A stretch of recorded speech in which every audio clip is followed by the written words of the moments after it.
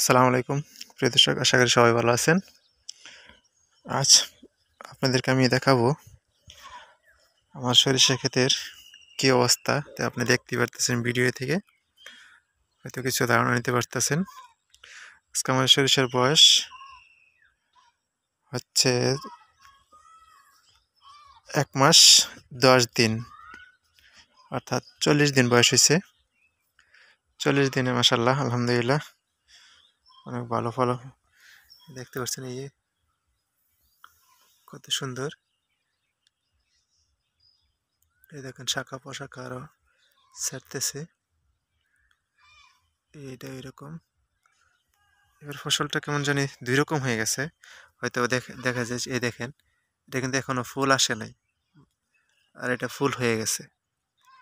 দুই রকম হয়ে গেছে, এর কারণ কি সেটাই আপনাদেরকে বলবো। আমার যারা এখনো আমার চ্যানেলটি সাবস্ক্রাইব করেনি, প্লিজ সাবস্ক্রাইব করবেন আর পুরো ভিডিওটি ধৈর্য সহকারে দেখতে থাকেন।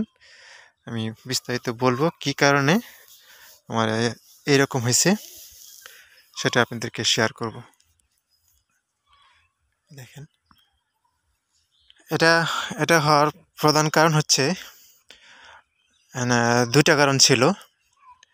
একটা কারণ হলো, যখন আমি গাছগুলা পানি দেওয়ার উপযুক্ত সময় হয়েছিল, তখনই কুয়াশা ছিল অনেক, যার কারণে পানি দিতে পারিনি। কুয়াশা হলো এক, নম্বর দুই হলো সময় মতো পানি দিতে পারিনি। অর্থাৎ যখন সরিষা ক্ষেতটা হবে, তখন 20 থেকে 25 দিনের মধ্যে পানি দেওয়াটা সর্বোচ্চ উত্তম। কারণ এই সময় পানিটা দিলে দেখা গেছে গাছের যে আজকে আমার এই যে সমস্যাটা দেখতেছেন, এ দেখেন আগা পিছা হয়ে গেছে, এরকম আগা পিছা হলো না হলে এক মিলে সব একসাথে ফুল ছাড়তো, যার কারণে এখন এরকম উল্টাপাল্টা হয়ে গেছে। তারপর আলহামদুলিল্লাহ মোটামুটি অনেক ভালো হয়েছে, আলহামদুলিল্লাহ ভালো হয়েছে। এই দুইটা কারণ, একটা হলো কুয়াশা আর একটা হলো সময় মতো পানি না দেওয়া। আর যেহেতু আমি 3 বছর যাবৎ সরিষা করতেছি, 3 বছরের মধ্যে সব বুঝতে পারলাম যে 20 থেকে 25 দিনের মধ্যে যদি সরিষা ক্ষেতে পানি দেওয়া হয়, তাহলে আর এই সমস্যাটা থাকে না।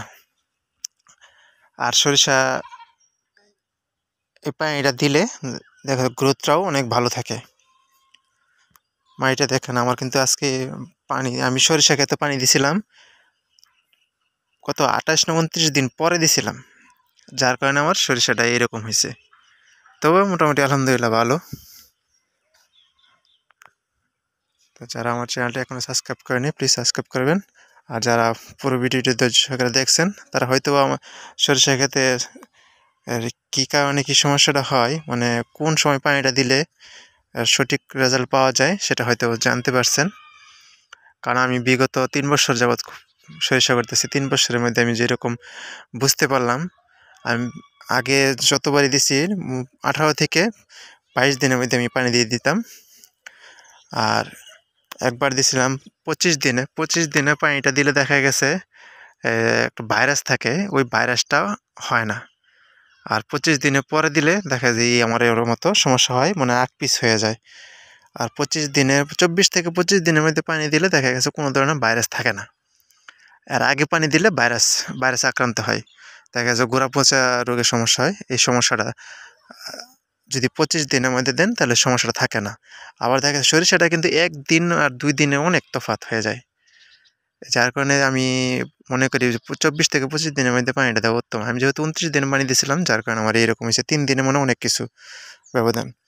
দেখেন আমার পাশে আরেকটা আমার বড় ভাইয়ের, সেটাও দেখেন এইরকম, তারটাও এইরকম পানি দেওয়া হয়েছে অনেক দিন পরে, তারটাও এইরকম উল্টাপাল্টা হয়ে যাচ্ছে। তো যাই হোক, সবাই ভালো থাকবেন, সুস্থ থাকবেন। আর কোনো কিছু বলার থাকলে কমেন্ট করবেন, লাইক করবেন, শেয়ার করবেন।